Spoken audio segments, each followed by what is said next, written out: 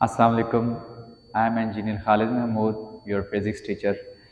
अच्छा, तो dear students, आज हमने फर्स्ट ईयर का चैप्टर 11 स्टार्ट करना है, थ्योरी ऑफ रिलेटिविटी का। तो चलिए स्टार्ट करते हैं। फर्स्ट ऑफ ऑल है इसमें फ्रेम ऑफ रेफरेंस। तो फ्रेम ऑफ रेफरेंस बेटा वो कोऑर्डिनेट सिस्टम, वो जगह होती है जिसके लिहाज से हमने मेजरमेंट्स लेना होती हैं। जैसा कि एक कमरे में टेबल रखा हुआ है, उस टेबल की पोजीशन हम कमरे की दीवारों के लिहाज से बता सकते हैं। तो वो जो कमरा है ये हमारा फ्रेम ऑफ रेफरेंस है। इसी तरह अगर आप कॉलेज लेबॉर्ट्री में एक्सपेरिमेंट्स कर रहे हैं, मेजरमेंट्स ले रहे हैं, तो वो जो लेबॉर्ट्री है वो आपका फ्रेम ऑफ रेफरेंस है, यानी कि वो पॉइंट जिसके लिहाज से आप मेजरमेंट्स ले रहे हो। ठीक है।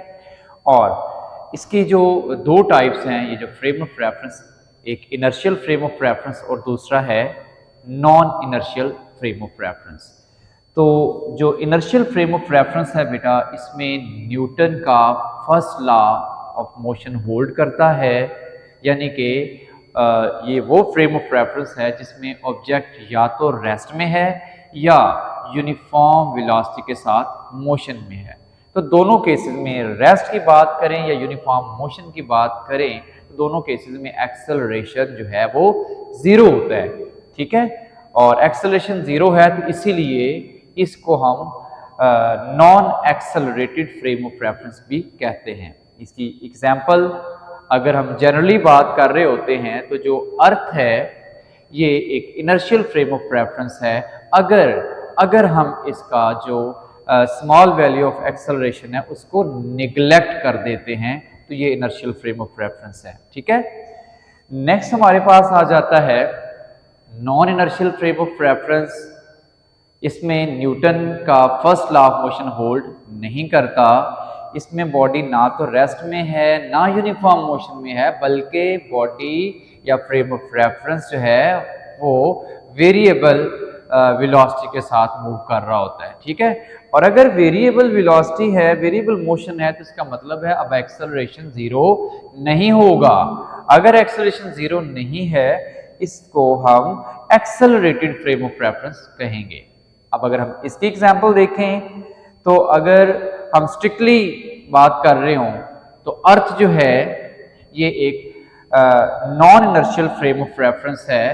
अब हम जो एक्सेलरेशन है अर्थ का उसको निगलेक्ट नहीं कर रहे, बल्कि हम उसको कंसिडर कर रहे हैं। तो जब कंसिडर कर रहे हो स्ट्रिक्टली स्पीकिंग, तो our earth is non inertial frame of reference. Next आ जाता है हमारे पास थ्योरी ऑफ रिलेटिविटी, जो अल्बर्ट आइंस्टाइन ने दी थी। उसके अकॉर्डिंग जो टाइम और स्पेस है ये फिक्स नहीं है। ठीक है। ये वेरी करते हैं, एब्सोल्यूट नहीं है। मतलब टाइम भी वेरी कर सकता है और स्पेस भी। Depend upon observer, depend upon gravity and frame of reference. तो जो ये थ्योरी ऑफ रिलेटिविटी है इसके दो पार्ट्स हैं, जनरल थ्योरी ऑफ रिलेटिविटी जो 1916 में और स्पेशल थ्योरी ऑफ रिलेटिविटी 1905 में। तो अब इसमें जो जनरल थ्योरी ऑफ रिलेटिविटी है ये उन प्रॉब्लम्स को डील करेगी that involves non inertial frame of reference. Similarly ये जो स्पेशल थ्योरी ऑफ रिलेटिविटी है ये बेटा डील करेगी that problem that involves inertial frame of reference. तो ये एक छोटा सा शॉर्ट क्वेश्चन आ सकता है कि what is general and special theory of relativity. अब नेक्स्ट है कि स्पेशल थ्योरी ऑफ रिलेटिविटी के दो पॉस्टुलेट हैं। ये भी क्वेश्चन बोर्ड में आया हुआ है कि give two postulate of special theory of relativity, जिसमें पहला पॉस्टुलेट ये है कि जो फिजिक्स के लॉज हैं वो जितने भी इनर्शियल फ्रेम ऑफ रेफरेंस हैं सब में सेम रहेंगे, वेरी नहीं करेंगे। ठीक है। और जो सेकंड पॉस्टुलेट ये है कि ये जो स्पीड ऑफ लाइट है ये एक यूनिवर्सल कांस्टेंट है, ये चेंज नहीं होगी। हर तरह का ऑब्जर्वर, भले वो अर्थ पर है किसी और प्लैनेट पर है, उस सब के लिए जो स्पीड ऑफ लाइट जो कि 3 × 10⁸ मीटर पर सेकेंड है वो सेम रहेगी। ठीक है। तो नेक्स्ट चलते हैं जी, result of special theory of relativity कि ये जो टाइम है, मैस है और लेंथ है ये एब्सोल्यूट क्वांटिटीज नहीं हैं, ये वेरी करती हैं। डिपेंड करता है स्पीड ऑफ ऑब्जेक्ट पर और फ्रेम ऑफ रेफरेंस पर, ठीक है। तो पहले अगर हम देखें टाइम डायलेशन, तो बेटा टाइम जो है ये एब्सोल्यूट क्वांटिटी नहीं है, बल्कि ये वेरी करेगा, डिपेंड करता है motion of frame of reference पर।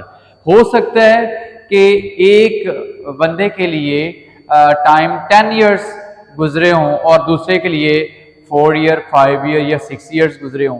वैसे तो देखने में ये बात बड़ी थोड़ी सी ऑकवर्ड लगती है, कैसे कैसे हो सकता है कि एक ऑब्जर्वर के लिए 5 साल गुजरे हैं और एक के लिए 10 साल, बट ये रियली एग्जिस्ट करता है।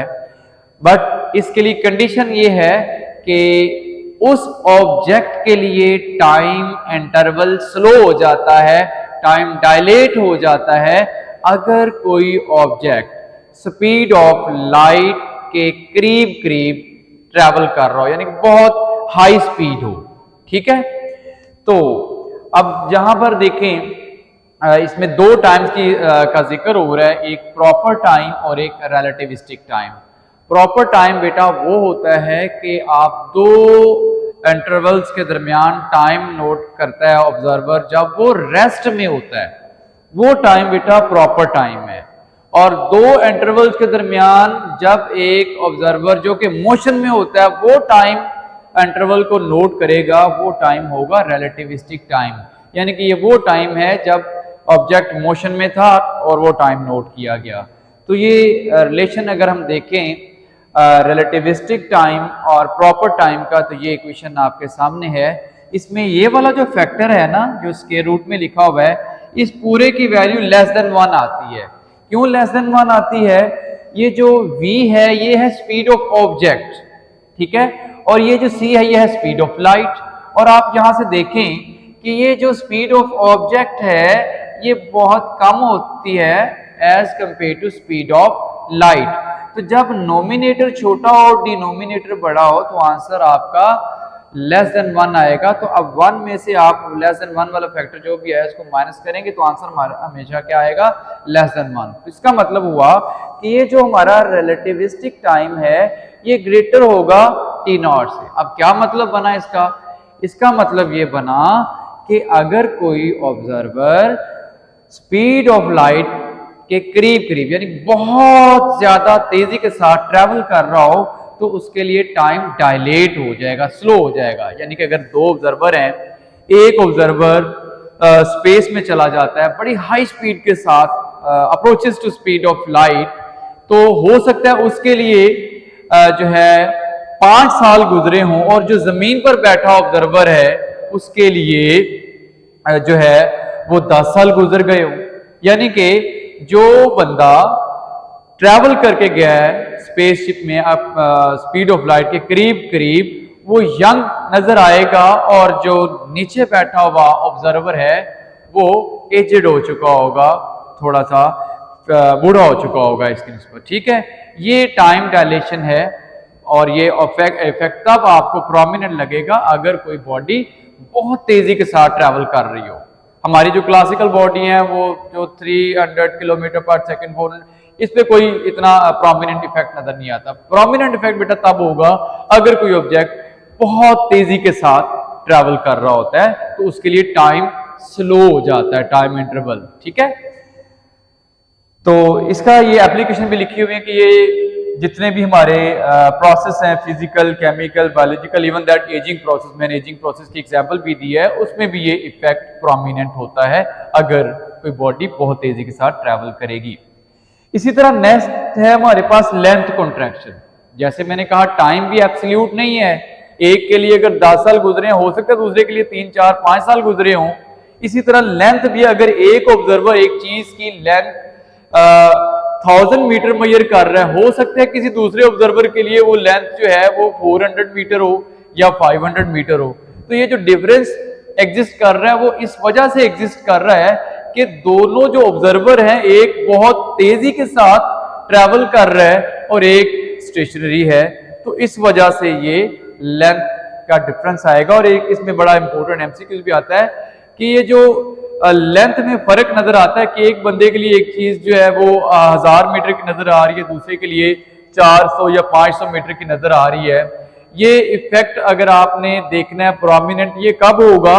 ये बेटा तब होगा अगर जो डायरेक्शन जो ऑब्जेक्ट है वो along the direction of motion हो, यानी कि length contractions happen only when it is along the direction of motion. Perpendicular to direction of motion ये इफेक्ट प्रोमिनेंट नजर नहीं आएगी। जैसे ये व्हाइट बोर्ड है, इसमें अगर आप ऐसे तेजी के साथ चल के जाए तो ये आपको इसकी लेंथ जो है वो शॉर्ट नजर आ सकती है। अगर आप इस तरह आए तो ये इफेक्ट इतना प्रोमिनेंट नहीं होगा। नेक्स्ट है बेटा हमारे पास, अच्छा ये देखें, ये इक्वेशन अगर आप देखें, प्रॉपर लेंथ, रिलेटिविस्टिक लेंथ, और ये फैक्टर आपको जैसे पहले मैंने बताया ये लेस देन 1 आएगा। अगर ये लेस देन 1 है तो इसका मतलब है कि ये जो रिलेटिविस्टिक लेंथ है ये लेस होगी प्रॉपर लेंथ से। मतलब ये हुआ कि अगर आप स्पीड ऑफ लाइट के करीब करीब ट्रैवल कर रहे हैं तो किसी चीज की अगर आप लेंथ मेजर करेंगे वो आपको शॉर्टर लेंथ नजर आएगी एज कंपेयर टू वो ऑब्जर्वर जो कि जमीन पर था। ठीक है, तो ये नीचे एप्लीकेशन भी इसकी दी हुई है। अच्छा, उसके बाद है मैस वेरिएशन, के मैस भी टाइम और लेंथ की तरह एब्सोल्यूट नहीं है, मैस भी चेंज हो जाता है। एक थोड़ा सा मैस वाली जो ऑब्जेक्ट है वो अगर स्पीड ऑफ लाइट के करीब करीब ट्रैवल कर रहा है तो उसका मैस बहुत ज्यादा बढ़ता चला जाता है, बहुत ज्यादा बढ़ता चला जाता है। इवन दैट यहाँ पर एक क्वेश्चन भी है कि can an object move with the speed of light, तो हम बोलेंगे नहीं, एक ऑब्जेक्ट स्पीड ऑफ लाइट के साथ ट्रैवल नहीं कर सकता, क्योंकि अगर हम ये कह दें कि ऑब्जेक्ट की स्पीड ऑफ लाइट की इक्वल है तो इसका मतलब हम v को भी c कह देंगे, c square over c square. ठीक है, तो ये कट गया, 1 - 1 0, तो m इज इक्वल टू क्या आ जाएगा? इंफिनिटी। मतलब कि अगर कोई बॉडी स्पीड ऑफ लाइट के साथ ट्रैवल करना शुरू कर देती है तो उसका मैस इन्फिनिट हो जाएगा, और इन्फिनिट मैस के लिए इन्फिनिट फोर्स, इन्फिनिट एक्सेलरेशन चाहिए होता है। ठीक है, that is not practically possible. So तो जैसे ऊपर मैंने बात की थी प्रॉपर मैस, रिलेटिविस्टिक मैस, ये क्वेश्चन अगर हम देखें तो ये पूरा फैक्टर जो होगा 1 - v square over c square less than 1, तो ये आपका रिलेटिविस्टिक मैस m जो है ये ग्रेटर आ जाएगा प्रॉपर मैस m0 से। मतलब ये हुआ कि अब अगर कोई बॉडी स्पीड ऑफ लाइट के साथ या उससे लेस, उसके करीब करीब जब ट्रैवल करना शुरू कर देगी तो उसका मैस बहुत हद तक बढ़ना शुरू हो जाएगा। ठीक है, सो इसके साथ ही ये हमारा लेक्चर इख्तिताम को पहुंचता है। इंशाल्लाह अगले लेक्चर में मुलाकात होगी। अल्लाह हाफ़िज़।